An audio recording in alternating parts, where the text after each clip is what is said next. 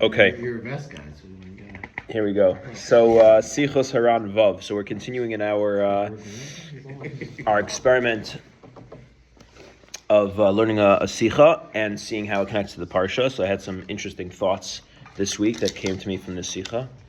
So it goes like this. So it says Rabbi Nassan in the name of Rabbi Nachman and Sichos Haran Vav. You good? It's like soy sauce around. Sorry. That's okay. Yetzer Harah. Gives it more flavor. The Yetzer Harah. Dome kemo misha holich v'ratz bein b'nei adam. The Yetzer Harah can be compared to someone who is walking and running. It's an interesting double language, walking and running. If you're walking, you're not running. If you're running, you're not walking. Okay. Bein b'nei adam, between people, amidst people. The yados segura, and their hands are closed, like clutching something. No one knows what's inside the hands of this person running through the crowd. And he kind of entices and tricks the people. And he says to each of them, "Ma ani ochez? What am I holding? What do you think's in my hands? What am I holding?" He's trying to lure them in. And to each person, he appears to be holding. He asks them, "What do you think I'm holding?" And each person has an answer. Each person answers thinking that he's holding whatever it is that they're desiring. And since I think that this guy is holding in his hands, the thing that I desire most, so I run after him. And you think he's holding what you desire most, so you run after him, each person. Everyone thinks that the guy has what they want. And eventually everyone, catches him and, runs after him and gets him, and they pry open his hands, and there's nothing in it. Kemochin mamish hayetzer hara. So too, mamish is the Yetzer Harah. Shehu merame kol ha'olam, that he tricks the entire world. V'kol ratzim acharav. Everyone's running and chasing after him. U'merame l'chol echad ve'echad. And he entices each of us. Ad shenin melechol echad ve'echad kilo yesh biyado mashu chafetz. That it seems to each person, to each and every individual, like the Yetzer Harah has in his hands what it is that I am desiring. Each person according to their shtus and their taiva. And eventually the Yetzer Harah's hands open, a person falls in, a person gives in, there's nothing there. Because there's no one that fulfills, no one that completes their taiva through the Yetzer Harah. No one's taiva is ever satisfied through the Yetzer Harah. There might be a moment of pleasure, but no one's ever satisfied from it. Now he gives a second metaphor. Also, you can compare the taivos of the world, like a house that's sitting. And let's say, there's a building or a house and it's enclosed, but there's little cracks in the wall or in the roof, and there's a bright sun overhead. So there's the whole house is shade, but then there's like a ray of light, a beam of the sun that gets through. From the sun. It looks like there's literally like a pillar there, like it looks as if there's an entity of something there. And you want to grab it. There's like a pillar. You want to grab hold of it, and you put your hands there. There's nothing there. So too are all the taivos of this world. Okay. So what's Rabbi Nachman teaching us here? Beams of light. There's a Stoic philosophical construct. I don't know if you've written Stoic philosophy. CBT is based on Stoic philosophy. Everything is either an aversion or a desire. Like when someone is in the world of vice, they either are trying to stay away from something, or I'm too late, they're being lazy, they don't want to do what they're supposed to, or there's like a desire for something. And they write that aversion, you can only really stay away from things that are inside your control, like your reason, your will, your choice to do, your feeling, your choice to do things. to stay away things. Like, I'm gonna stay. I can stay away from. Describe it like I have an aversion towards letting people control how I think. I'm just gonna be in control of how I think, right? And then he says, but desire, even inside, like you need to stay away from desire, because the nature of desire is impossible to ever fill. You cannot fill desire, because the second you fill it, right, then you're now content or satisfied. So the word desire now just travels to a new thing. So I like the lashon of shahilich v'ratz. It's like this concept of desire it's going and running. It never stops. It's always, it's desire never gets satisfied. It never gets fed. It never stops. It's just always going and running, jumping from person to person, and it's always empty because there's no tzatza out of it. There's no matar out of it. Right. Is there a difference between these two metaphors? Is he teaching us something different by giving us both? The metaphor of the guy running through and he holding something in his hands versus the amudei or hanichnasim babayis, the rays of light that enter into the house. Is there clearly he's trying to make the same overall point, that's for sure, right? But is there a significance to the variety of mashalim? Do they mean something else? Or do they describe a different aspect of the Yetzer Hara to us? Yeah, maybe there's two things that can pull us in. We can be pulled in, or we can be enticed by others that have something, that tell us about something, invite us to something, try to pull us into something. Trust me, you never tried something like this. In many different ways. Right. Where we put our faith and trust in another person. We allow them, where the Yetzer Hara can be manifesting in that way. Versus rays of light that enter the house. Even sometimes things that we think are coming from, external forces. Or from more divine forces. Right. They look like light. Yetzer Hara has the ability to trick us into all things. It can affect our internal workings as far as our and as far as our external, workings. The experiences on both sides can have the Yetzer Hara embedded in it. So even when we think and rationalize and come up with something that this is what I want to go after and this is what I desire and I have all the reasons in the world of why I deserve that and this is going to help me, versus somebody else telling me this is what you need. Right. Both ways. Right. We need to be careful. Right. This is Rebbe always used to say, the Yetzer Hara comes in all shapes and sizes. Right. Yeah. Interesting.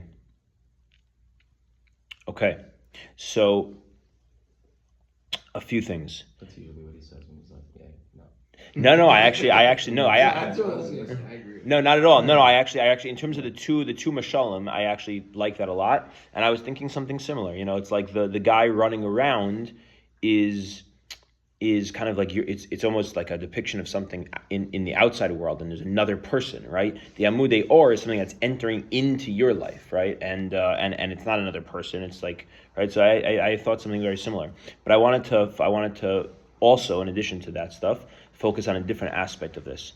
So before I get to the other aspect, so I was thinking, connecting into the parsha, kind of brought up for me a cool reading of the famous pasuk in the beginning of the parsha, when Yakov Avinu says, "Hatzileni na miyad achi miyad Esav," right? Hashem, save me, please, miyad achi, from the hand of my brother, miyad Esav, right? And from the hand of Esav, right? So first of all, that was interesting, like the hand, right? Nachman's mashal is the guy's holding it in his hands, right? So miyad achi.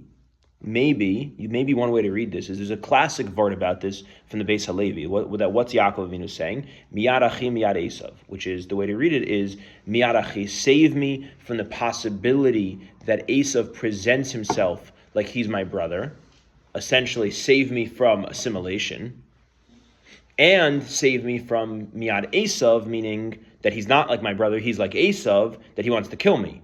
Right? And so save me from the threat of persecution. So essentially, Yaakov's tefillah is, save me from assimilation and save me from persecution, which is a beautiful read of the pasuk, and he has a whole drush on that. That's a famous drush of the Beis Halevi. But what I was thinking, in light of this sicha from Rabbi Nachman, maybe we can read the pasuk a little bit differently. Ulai hatzileni na miyad achi, save me from the hand of my brother, meaning why achi? because it's something that I'm seeing that I think I want. I feel connected to it. It's my brother. From the hand, like not the hand of my brother, save me from that, because what's going to happen if I give in to miyad achi? What happens the next second? I realize the thing that I thought was yad achi is yad esav. Save me from the experience of giving in, of thinking this is yad achi, and then having to sit in the self-hatred and the regret and the shame and the awfulness of realizing I gave into yad achi and it was not yad achi, it was just yad esav. It was just empty, it was nothing. Miyad achi, the hand of my brother.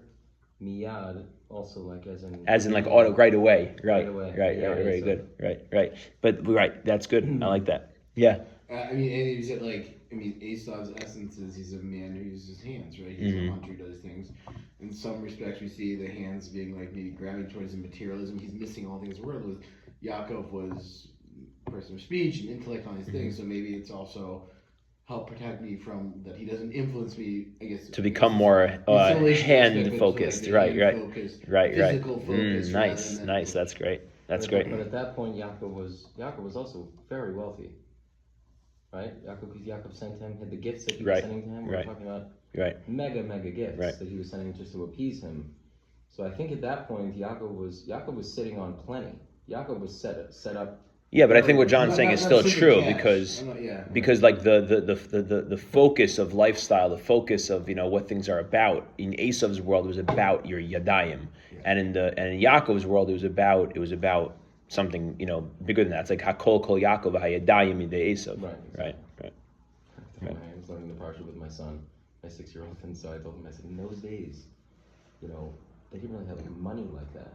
Maybe they had gold, silver, this, that, but the money was animals. Mm-hmm. So I said, imagine if when you lose a tooth. When you put 2 cows under your pillow. Exactly. I was like, that's great. Imagine if you put your tooth under the pillow and the tooth fairy comes in and you wake up in the morning, you got a sheep under your pillow. That's great. Florid laughing. It's like that's great.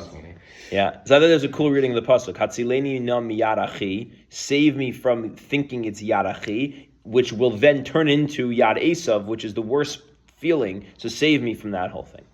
Okay, fine. But then when I was, really spending, a little bit more time going deeply into this Sichos Haran, there's a line in here that you could very easily miss. I've learned this Sicha from Rabbi Nachman many times. I don't know if I ever caught this line. I think it's the most important line of the whole thing. Meaning, the way everyone gives over the Sicha, I've heard it quoted many times, I've learned it many times.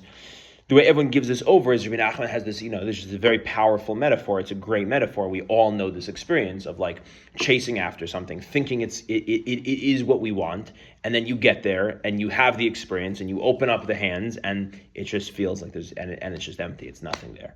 And we have to remember that, and we have to think about that, and that's what everyone focuses on. But there's this one line in here that I think is missed. Go back to the beginning of the second paragraph. Ulchol echad nidme ki'ilu hu ochez mashehu misave. What does each person think is in the hand of the Yetzer Harah? Why do we get enticed by something in the world around us? It's not because of what's being presented to us. We're not enticed by the thing that's put in front of us. We're enticed by what we project onto the thing in front of us. What we project it to be? Yes.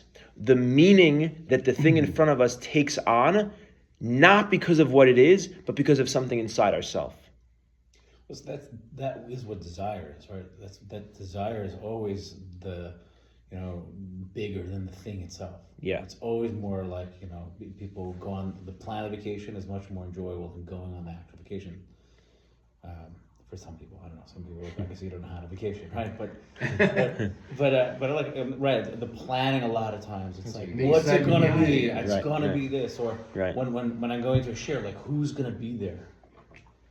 Right, like when there's a malevolent mountain, who's gonna be there? And then I could be seen with the people, and then you just start creating. For sure, but what I'm focusing on is notice what he's saying. Mashehu misave, meaning the way we typically think about it is, there's something that's in front of me that, gets my attention, and I now desire it, right? That's how we typically think, whatever that might be, right? It could be taivas nashim, it could be kavod, it could be, it could be achila, it could be mammon, it could be kavod, whatever it might be, right? So that opportunity, that thing is in front of me, and it gets my attention, and it awakens a desire within me for that thing. But it's that thing that is awakening a desire. Right? So yes, the desire is in me, but it's the external object that is creating the desire. That's, I think, how we typically think of it, right? What he's writing is something, it's something deeper than that. I am living with a desire inside of me. The thing in me that I am desiring, for whatever reason, which we'll get back into in a second, I'm living with a desire for something, and now because of the desire I'm living with, I'm living in the world with a projection, a looking for where I can have that desire filled or met. So whatever I'm seeing in the world around me is not waking up in something inside of me. What's inside of me is waking up the things around me. We kind of talked about this a couple weeks ago, right? We were talking about how it's been a little bit, maybe 2-3 weeks ago, where like the desire to do, I forget what X was, is actually desire to connect it close to Hashem. Right. So I'm going to come back to that for sure. Yes. Yeah. And then we'll have this. Yes. Yeah. But I can't remember where I learned this before, but every taivas olam hazeh is really just the neshama screaming for. Right. So we're gonna get to that for sure tonight. You can learn from your taivas. You can learn what your neshama is really trying to get. Yes. So think about this, right? Meaning I'm living with a taiva for something that is existing inside of me, and it's coloring the things around me. It's a portrayal, probably true, likely true, that it's not like the things are drawing us in. We're already there. We're drawing the thing in. We're drawing the thing in. Our eyes are looking like we're looking for it. Mm-hmm. And it almost portrays people as it's really a sickness in the people. It's something embedded in the person. Mm-hmm. And it's nothing to do. I mean, I'm sure we could go into the whole topic of addiction here, right? Yeah. Well, this is our topic. Two people can have the same exact experience, but experience it completely differently. And it's often like that. Right. I'm saying when it comes to this type of thing, right, like the person running around with his hands closed and the perception of what that could be, and that's the thing that I want. Right. It's what I'm chasing. Exactly. But two people can have the same experience being in certain environments, and to them, one person it's like, okay, fine. One person could go to a parlor meeting and have a glass of wine, and it was nice, and there was food there, and people, and schmooze, and this, that. And the other one, shouldn't be driving home. Right. Because their desires are different, very different. The holes they're trying to fill, the voids they're trying to fill are very different. Right. And that's who pledged money, who can't actually pay that money. And there's a new term for that now, thanks to Lakewood, called charity rape. What's that? Charity rape is the new buzzword. Oh gosh. Really? Yeah, that all the parlor meetings and all. Well, that's funny because that's the topic we're going to get to tonight in the Parsha. Charity rape. So when you go to a parlor meeting and these rabbanim and all these people get you drunk on the tequilas and then this and then that, and then they pull you aside and say, "I want you to pledge $100,000," and when you're in that state, you can't even say no. That's funny. It's not funny. I think it's also just not true. It's just an excuse, but regardless, because there's also a lot of people that love to pledge big dollars. And that's what I thought. Yeah. I think that's more what it is. They were sitting around a table and Rose said like, "Oh, $100,000 you in?" And they're like, "Yeah." And at the end of the day, shouldn't have done that because it's just keeping up with the Joneses. But well, that's an issue. That's a different issue. Yeah. Sorry. Yeah. No, all good. Okay. So this is the line that I think is really big, right, and can so easily get missed. To each individual, nidme, it appears as if. When you guys did, could you shut the lights over here? It's right outside the door. Sure. You'll figure out which one is it. I got it. Yeah. Me too. Right? That as it appears to me as if the guy running through the street holding, clutching his hands, that he's holding whatever it is that I'm misave. But I'm misave something. Valkain, and therefore, since I've projected onto him whatever it is that I'm really desiring, so therefore I run after him. Right? So what this brings us to is the Yesodos that you guys have already brought up from previous shurim. It's something that we come back to in our learning again and again and again and again and again. Because personally, I think it's one of the most important teachings of the Baal Shem Tov in any context. And I actually really believe deeply that it's the tikkun of our generation. It's like this is the Torah of the days before Mashiach, this specific Nakuda. Because this is the ultimate revelation of the Baal Shem Tov, which is that there actually is nothing that is not godly. There is nothing that is not redeemable, that is not at its essence a spark of God. So what I think Rabbi Nachman is saying here is each person carries a taiva for something. Now, what do I carry a taiva for? And what do you carry a taiva for? We carry taiva, what is it that we're carrying around, that we project onto the things around us?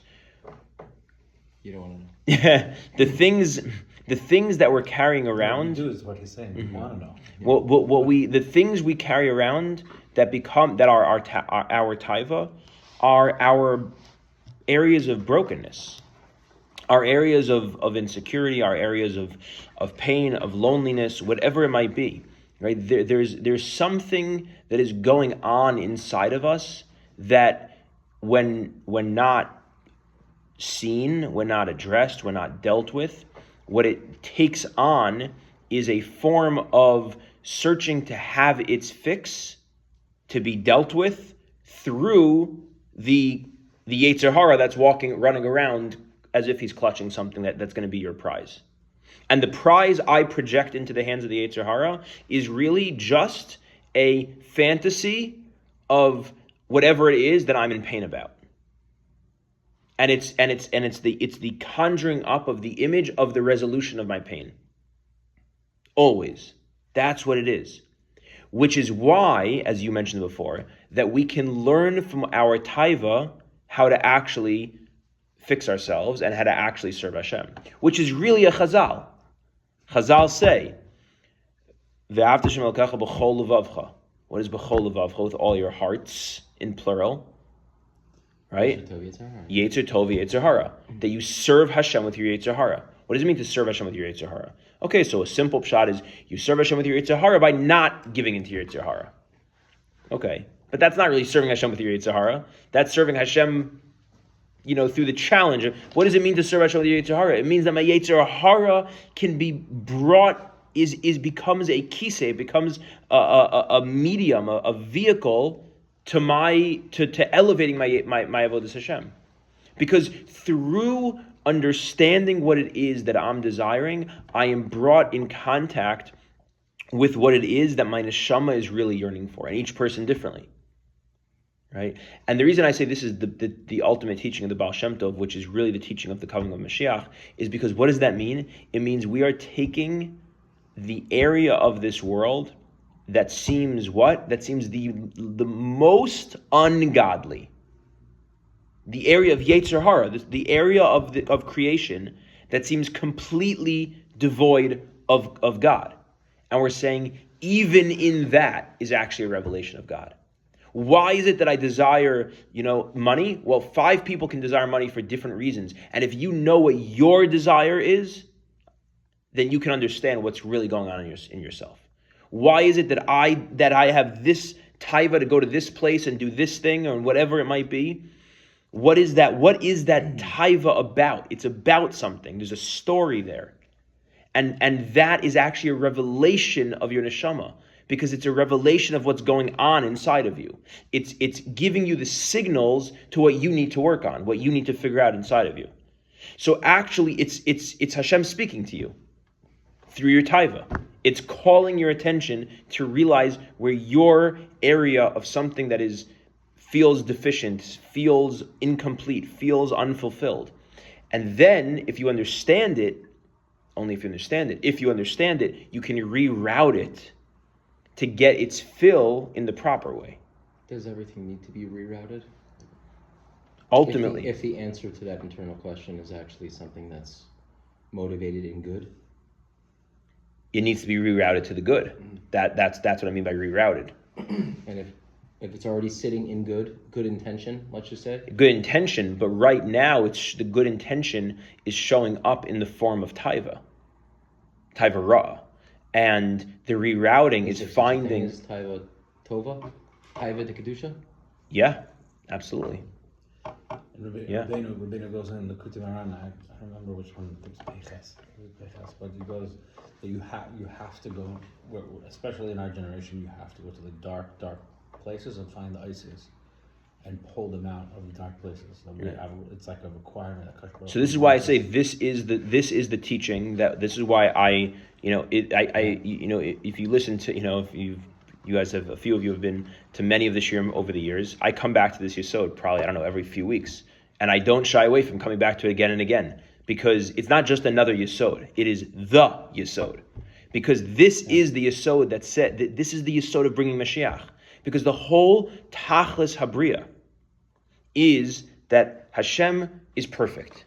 So what did Hashem make this world for? Hashem is one. What do you make this world for? Hashem is infinite. Hashem is unity. Why is there a world of multiplicity? Why is there a world of things that seem bad? Why is there a world at all?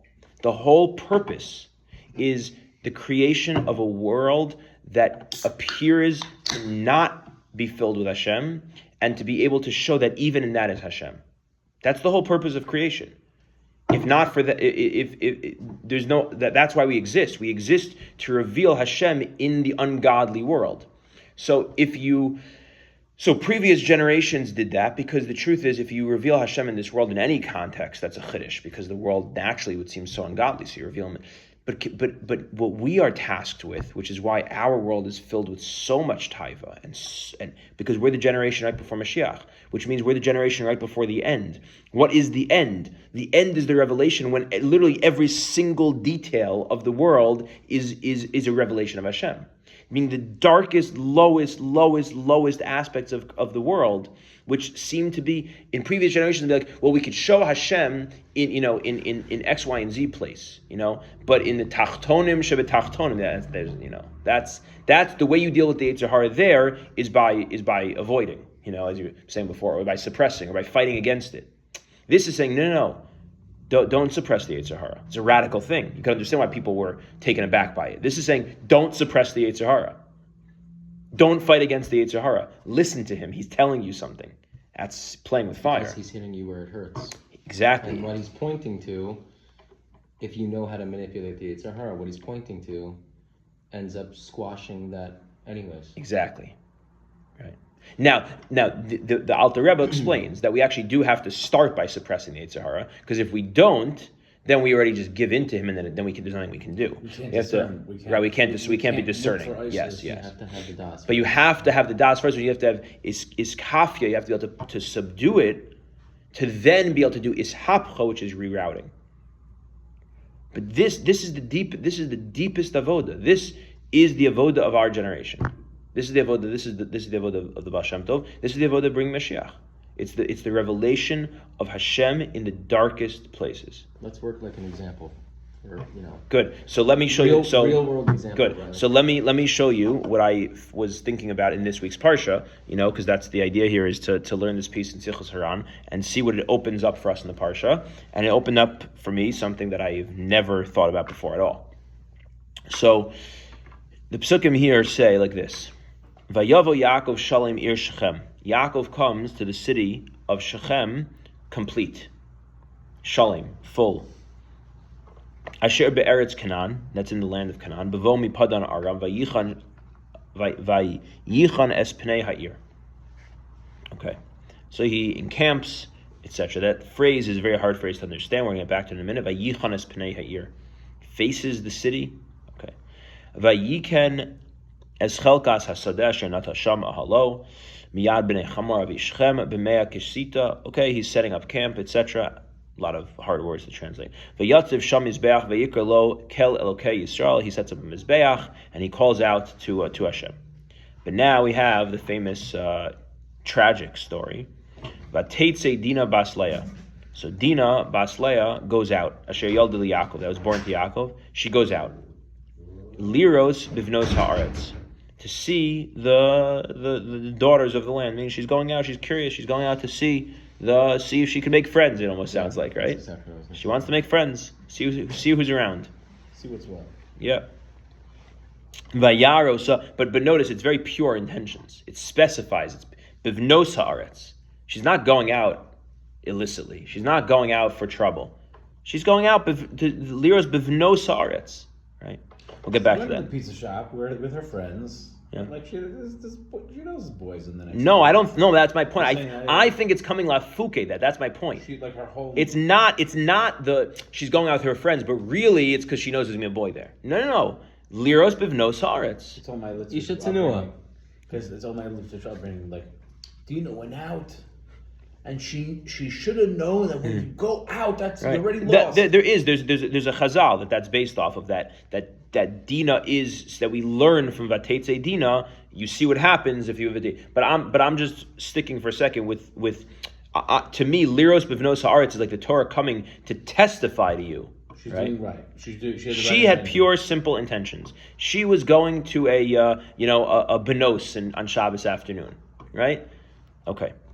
Vayarosa Shechem ben Chamor, and now comes Shechem, son of Chamor, and he sees her. Hachivi Nasi Haaretz, the prince of the land. Also, further, not her fault. Like that, she did a regular thing. He came to her. Mm-hmm. He saw her, and he happened to be passing by her.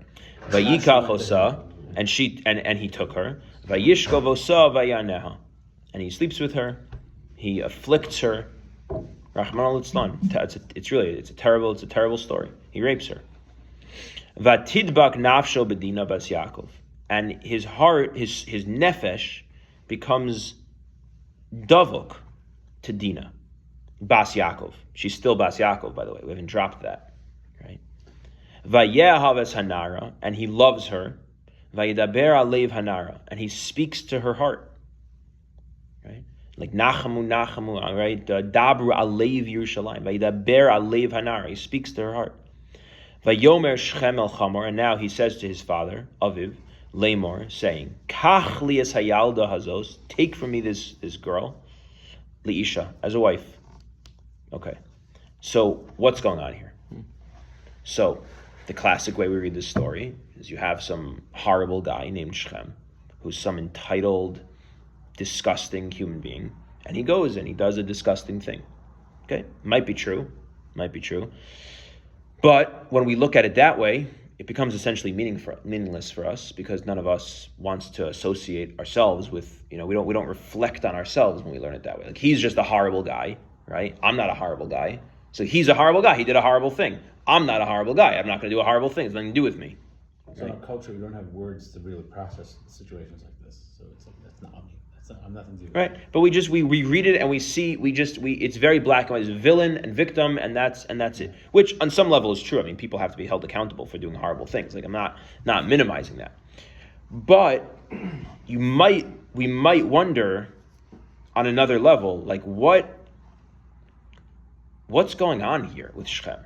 Like, what is there a story here? Is there something more to understand here? Like, can we think about what this might mean? And in a sense, like what you were asking before, like, let's take this concept that we're saying of Sichos Haran, Ki'ilu hu ochetz ma shehu mis'aveh, and this concept of the Baal Shem Tov that I'm saying is the Torah of Mashiach and of our times, and let's try and understand, like, what's going on for Shechem from that perspective. Like, who was he? Do these psukim give us any hints as to another way to look at Shechem that might actually help us understand something, and it's not just like, a bad guy story, right? So first of all, just as a raya l'davar, that maybe there is something deeper going on here in the story of Shechem, and that he's not just some horrible villain and that's it, there's nothing more to say. I found this crazy Mei Shiloach that quotes the Arizal that says something wild, that I don't exactly know what it means or what to do with it, but to me at least it just kind of gives us like a smach, like it points us in the direction of we can try to learn this with an assumption that there's something deeper going on here, and it's not just the story of like a child's fairy tale where there's a bad guy and a good guy and whatnot. So look at the bottom, the Vayishlach. He says, "Vayavo Yakov Shechem vayichen es pnei ha'ir." So if you go back to the psukim, it said in the first pasuk here that he camps out facing vayichen. The simple reading of it, I think, is vayichen, like he camps. As Pnei Ha'ir, facing the city. But he learns it differently. Pnei Ha'ir, Hainu Ha'nechbadim Sheme'ir.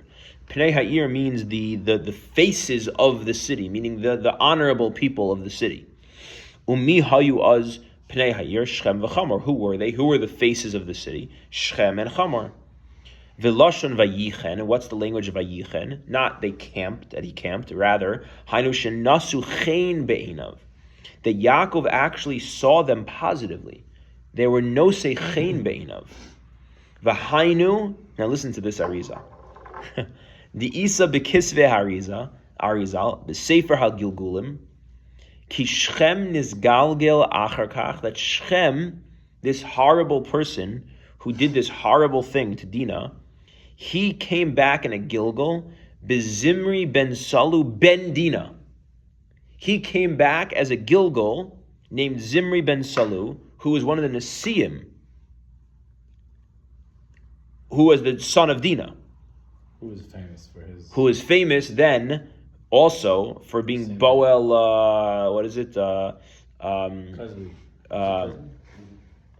Boel Aramis, or Boel, what nation was it? Midyanis, right. And then gets killed by Pinchas, right? V'lachein, it says there is, and therefore, since deep in his being, he actually is already connected to Dinah because he's going to be Dinah's son. Therefore, v'lachein chashka nafsho gamata. That's why he desired her so much, because he already, in his deepest metaphysical existence, he was already connected to her. So when he saw her, there was this like magnetic pull towards her because their souls are actually already connected. V'lachein nemar Shechem b'ni chashka hainu shelo ratza lisas b'nas haaretz. That Shechem didn't want to marry the girls, the women of his land. Rakas Dinah, he only wanted to marry Dinah because he felt some connection to her. V'zeu shenasa chen be'ina Yakov ki haya lo ma'at shaychus liYakov Avinu. That's why Yaakov actually, when he got there and he saw who it was, Yaakov felt some affinity towards them because he was connected to Yaakov because he's going to be Yaakov's grandson. It's a wild Arizal, no? I don't know what in the world. Well, I always understood Gegulim to be somebody that's coming back from a previous generation. Right. But this is saying in their soul they anticipate the Gilgal. I know, that's why I thought it was so interesting. I would have thought that. What about Edible complex, though? Like, talk about what? Edible complex? Yeah. How would that apply here? Because it's like... Oh, wow, that's wild. It's because it's like, that's really crazy. That's crazy. He's attracted to his grandmother, technically, right? Yeah, but right. It was like a child attracted to like their mother. Right, like right. You're saying like through Gilgal he ends up having that. Right? Anyway, but I'm with you, right? That typically I would have thought the pshat is that I've never heard of this. Right. Why would he have to come back as Dinah's child? Is because he did the wrong thing to Dinah, and therefore he needs to be misak and needs to come back. That might be true, but the Arizal seems to be saying, I have no idea, but the Arizal seems to be saying that because he's going to be a Gilgal, that's what drew him to do this. It's a wild thing. Okay, so I don't know what that means. That's beyond my scope. But what the reason I'm bringing this up. Well, it's interesting. The Psukim also say that. Let's say that Tidbak Nafshu Bedina. Right. Bas Yakov. Vayehav Esanara Vayidaber El Lev Anara. Mm-hmm. That it's almost like Vayidaber El Lev Anara. It's almost like he was also trying to find forgiveness. Yes. Some of the Mefarshim say that actually is that he actually, this pasuk is Shem forgiveness, actually feeling really bad about what he did, And he actually, after some Mefarshim learn these psukim as Shechem initially acted in a terribly animalistic, impulsive way, but then he actually did fall in love with her. And because of that, then he's actually trying to comfort her. Like Nachmu Ami Dabra Alevi Yerushalayim, right? Is actually like he's trying to comfort her, and he actually loves her and is trying to seek forgiveness. That's some of the Farshim say that would potentially avoid this. Avoid the guilt. Interesting. Yeah, I don't know. How does that connect with that Panei that you're talking about? Because what the Vayishlach is explaining is what in the world Vayichan es Panei Ha'ir, that Yakov Avinu saw Shechem and Chamor, who are the Panei Ha'ir. He saw them Vayichan. He saw them in a way that they were nimtza chen be'inav, that he saw them positively. Like, what in the world did Yakov see in Shechem and Chamor, these horrible people?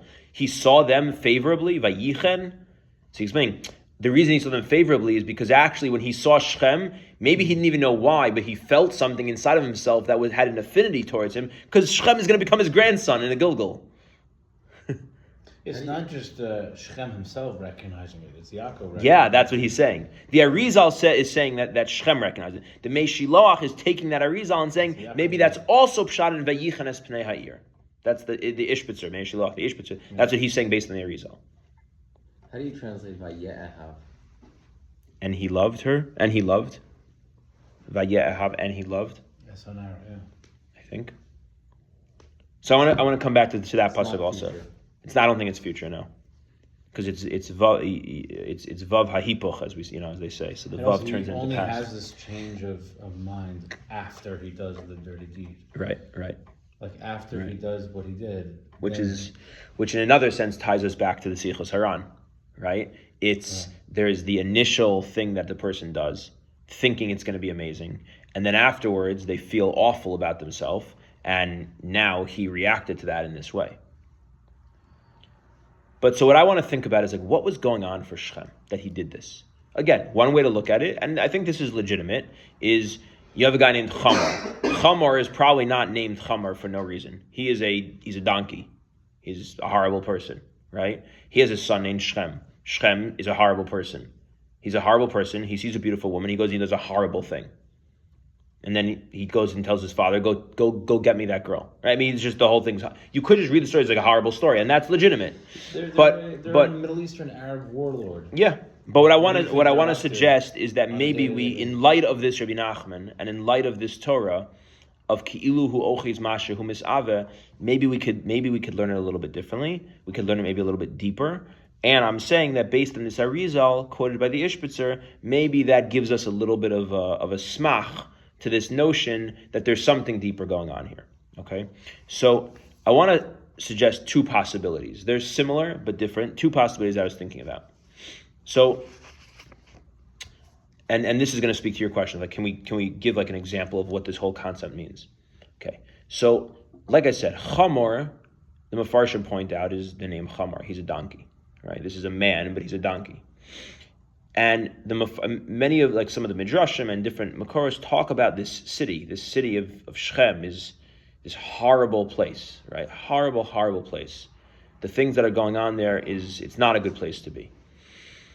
So maybe you could say this kid named Shechem is born to this horrible person in this horrible place. Immoral, illicit lifestyles, etc.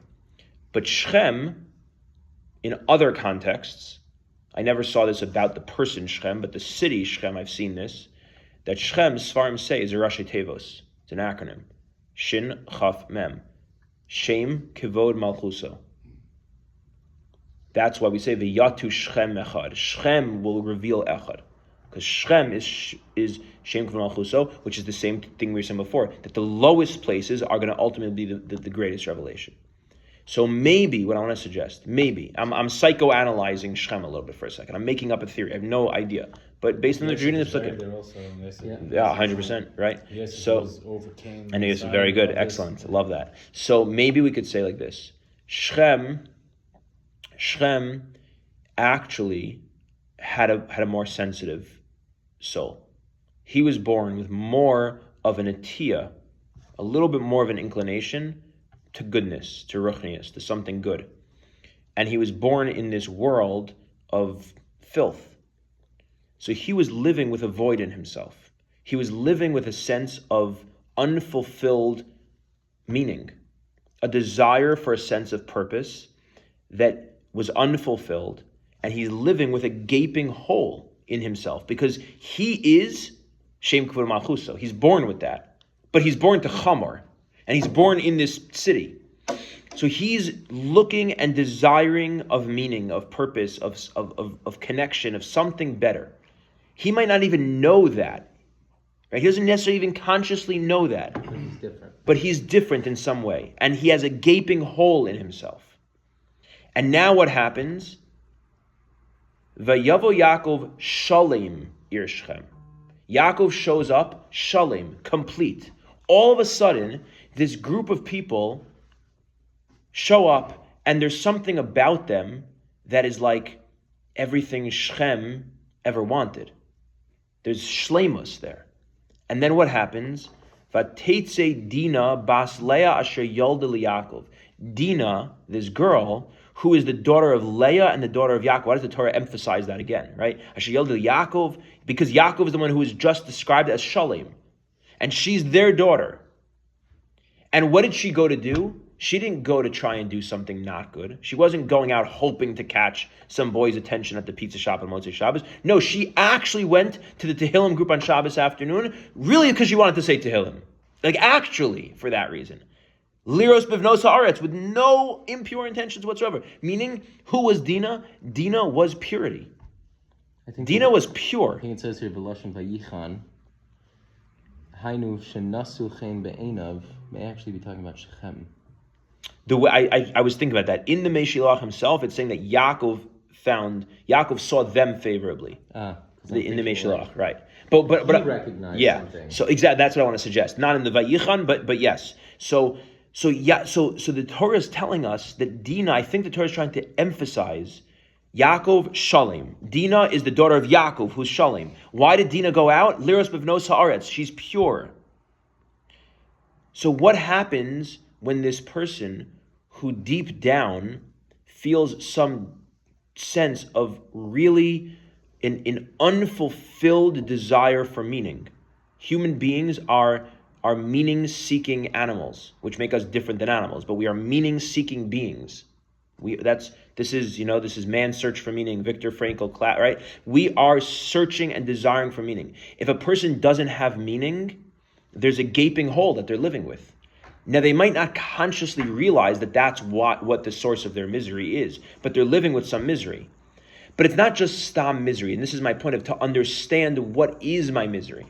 So what happens? He sees this girl who is shining with a light of purity, and that's why all of a sudden he needs that. It's impulsive, it's automatic, it's instinctual. Because it's not even just about taiva, that's the point. It's not stam taiva. And that's what the Baal Shem Tov is revealing to us. It's never stam taiva.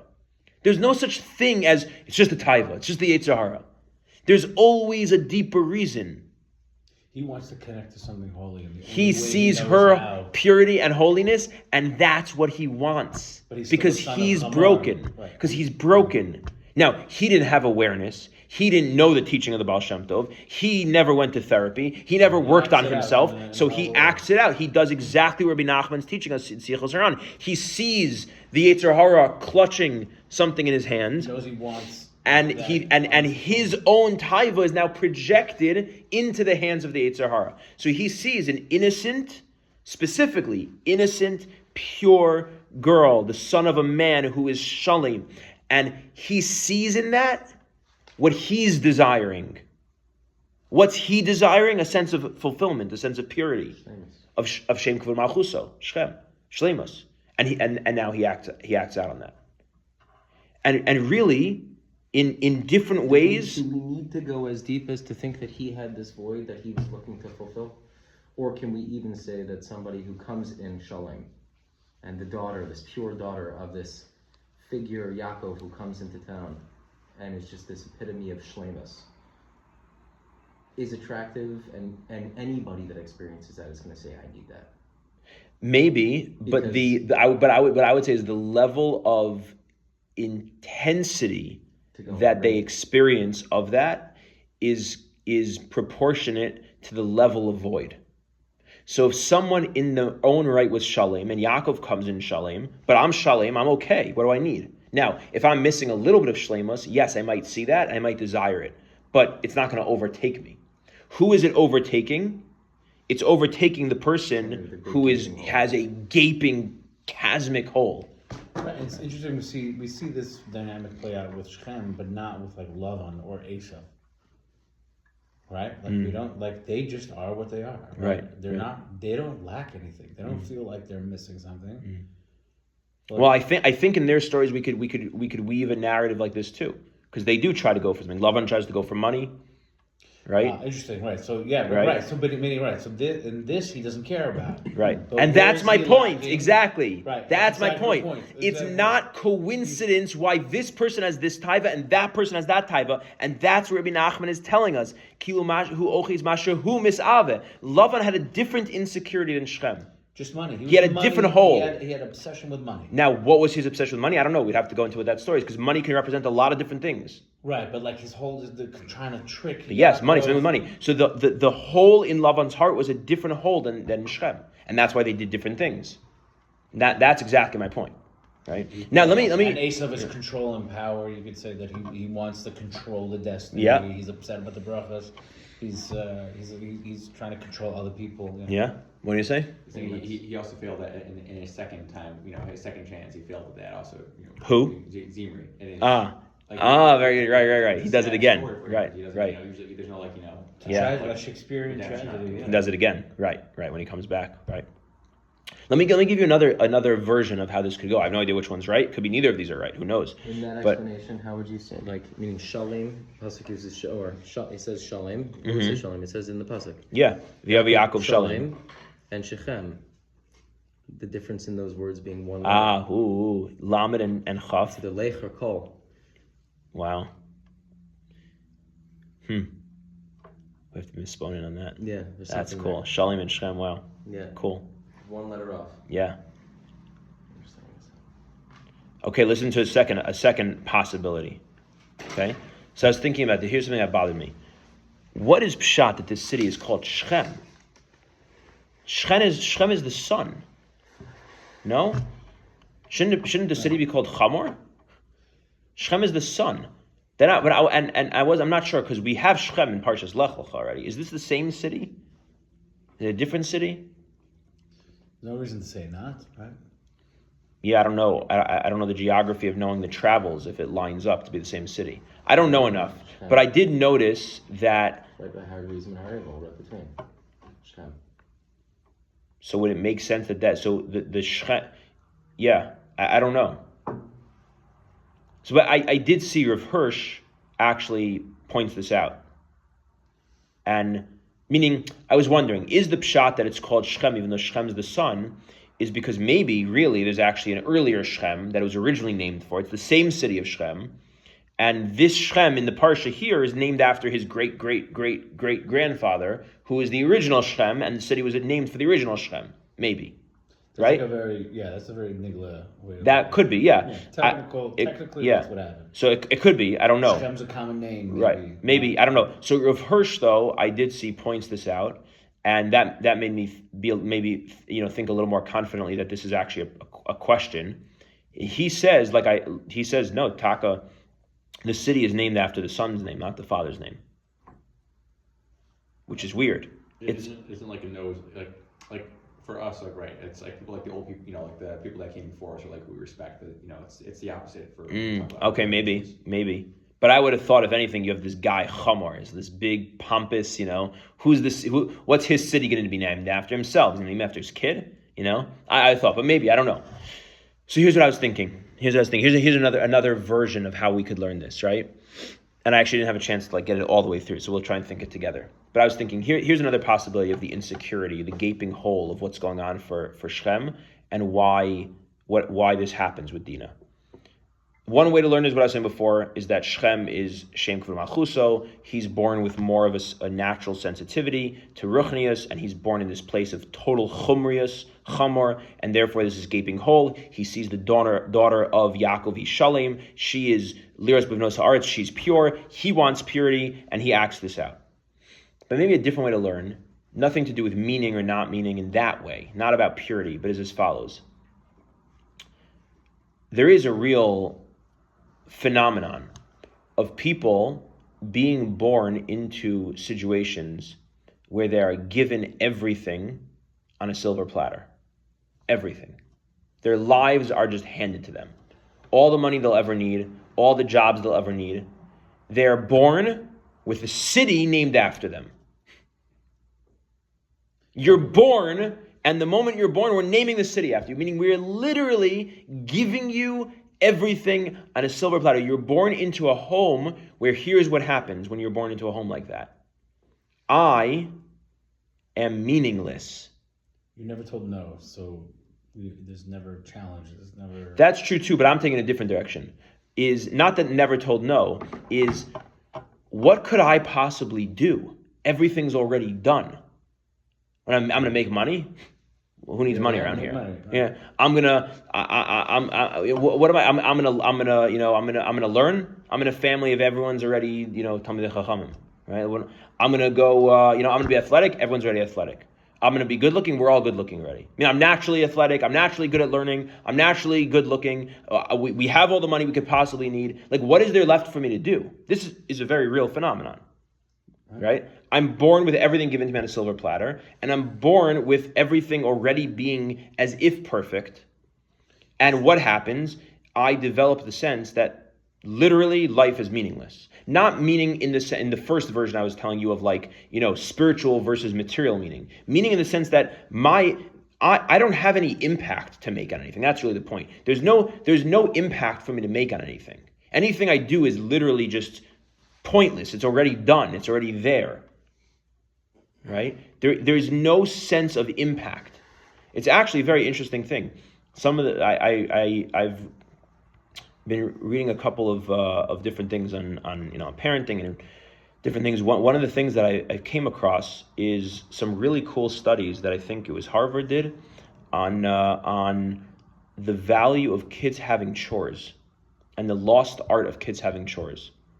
And it's taka very true, I think kids nowadays have so much. Like when I was a kid, we had chores, Every Friday there was like a basic list of things you did for like Shabbos. 100%. My kids don't do anything, right? And why is that important, right? Why is it important? One of the things they talk about, the reason it's important is because when you have a chore, you have a sense that there's something in my environment that is done because of me. And if I don't do it, it's not done. If I do it, it's done. If I don't do it, it's not done. Meaning, I matter. Like, I actually exist. I matter. What happens if you're born and the city's named after you?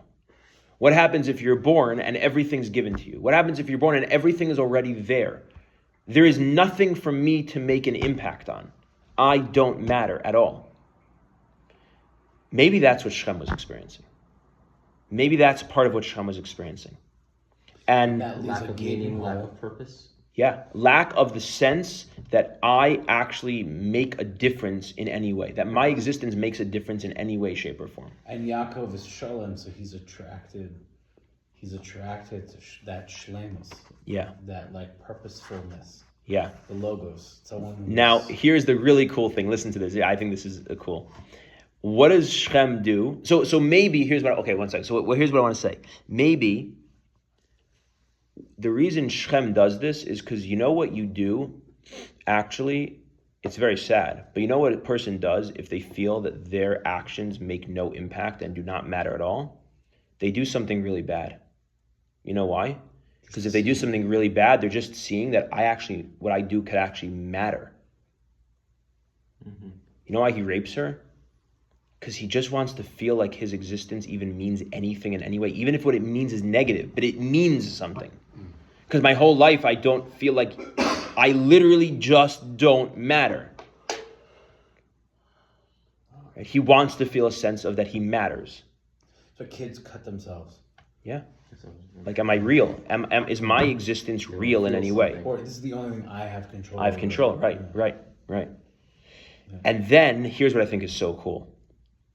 If you read it this way, look what does that mean? What is Shem really trying to do? In other words, when in what he does, he's trying, in a sense, to break away from being completely and totally absorbed by his father, right? Because that's what's happening for him. He doesn't exist because my father already owns everything, did everything, has everything, so my existence doesn't matter in any way, shape, or form. So what is he trying to do by Rahman al-Islam doing this thing to Dinah? He's trying to not just be his father's son. That's really what he's trying. He's trying to not be his father's son. But when you try to solve your interior lacks and problems in these problematic ways, as Rabbi Nachman's teaching us in Sichos Ranvav, it never works. You do the thing thinking it's going to give you what you want, mashahu mis'ava, and then what do you find? That there was nothing in the hands. And therefore, guess what the very next pasuk is? Vayomer Shechem el chamor aviv. Shechem turns to his father and he says, Kach li'es hayalda. Go get me the girl. Meaning, what's he doing? What's he saying? I need you to go do it for me. Because he did this act to break off with his father. Is it a coincidence that the very next thing he does is he turns to his father and asks him to just, you named the city after me, right? You gave me go get me the girl. Right now I'm in a bad situation. Like, go fix it for me. Meaning I can't. Got a DUI and I crashed into He this, didn't actually resolve, but it's not about the situation. It's deeper than the situation. It's the internal. He never actually dealt with the internal thing, so he never actually broke off of his father. Which is why the very next thing he does is he returns right back to his father's arms, and he needs to be the little kid being taken care of by his father, because he never actually broke off of his father. And so again, this is the idea of the Yesod. The Yesod is that the thing that we are pulled after in a taiva is actually knocking on our door, pounding on our door. In some ways, more than the Yetzer Tov. It's pounding on our door and trying to wake us up to what inside of us is not yet filled with light. What is the way that in the first reading of it, these are just examples, there's a million variations of this. The first way of reading this, what are the ways in which I don't feel that my sensitivity to purity has found its place yet? And if I'm living with an unfulfilled desire for purity, I'm going to now latch on to all sorts of different things that I think will fill that need, right?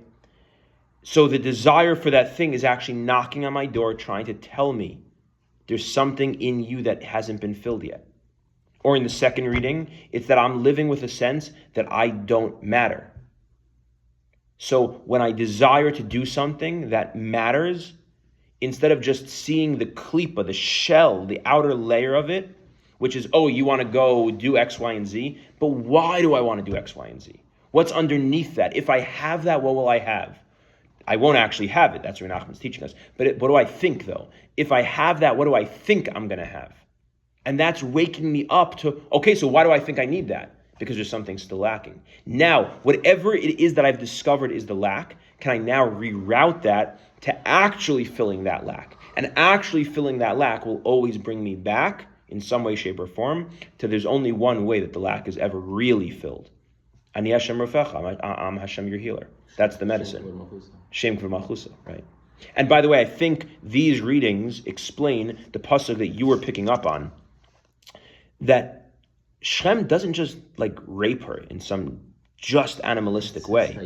He actually is connecting with her in some way. Vatidbak nafsho bedina, vayehaves hanara, vayedaber alev hana. There's something deeper going on here, and the point is, there's always something deeper going on. And this is the avodah. Then when we can reveal that, then we're being mekayim the mitzvah. That the Yetzer Harah is waking us up to avodas Hashem. The Yetzer Harah is another one of the shliach, of the shlichim, of the messengers, the shluchim of that Hashem has to bring us closer to Him. The Yetzer Hara is not separate. It's not separate from, it's not like there's Hashem created the world and there's like some demonic force separate from God. The Yetzer Hara is another one of Hashem's messengers. And it's Hashem's messenger, not only the way we always grew up learning. It's Hashem's messenger to test us. Good, there is truth to that. But it's not only Hashem's messenger to test us. It's Hashem's messenger to actually send us a message. It's sending us a message, waking us up to where the areas inside of us that still need a Gilei Or, that still need Hashem brought inside of them more and more and more and more deeply. And this is what our generation is calling for, because our generation is not satisfied anymore with, okay, I have to fight the Yetzer Hara and not do this and not do it. It doesn't even work for people anymore. It's not what people want anymore. People wanted something deeper. People are yearning for something deeper. We are a generation that is wanting more, like mamish wanting more. Hanan Ben Ari has an awesome song about this. I forgot the lyrics of it, but Rav Weimerger was just with Hanan Ben Ari. Super cool. You saw that? It's awesome. He's a beautiful song about our generation. It's a generation that wants. We should listen to it right now. It's a generation that wants something bigger, something deeper. That's what this is. That's what this teaching is. So it's another, I guess, way to say what we've spoken about this like before. We've spoken this 100 times. I come back to this. You saw it again and again. When a person feels their Yetzer Hara's, where their Yetzer Hara is attacking them the most, there's probably something there that's part of their tafkid. Yes. Part of their tika. Yes. Yeah. Now, what I think what a lot of people hear that as, typically the way it's given over is, where the Yetzer Hara is attacking the most is your tafkid is to fight the Yetzer Hara. But this is, where the Yetzer Hara is attacking the most is because it's knocking on your door trying to wake you up to a deeper message. Right, you have to now learn Pneumius Atayr. Like, what is the essence of Taiva? What's the essence? Someone who's struggling like Shem is, right? Like, what does it mean? That what's going on for you? And what's happening with the Duchra and the Nukra? Right. And what was Lavan's Taiva for Mammon? What was, right? What is it? Each of these things, right? What created? How the spheres connect to all of that? And no one knows how to do that. We only know how to say stop. You're right. That's all we know how to do. It's like, where's that? There's no voter there. Right. Go learn a Black Amar. Like, learn a Black Amar and then you'll fix all your problems. It's like that. And if that's the answer, how is the Black Amar the answer? Like, what are the mechanics of that? Right. Okay, Shkayach.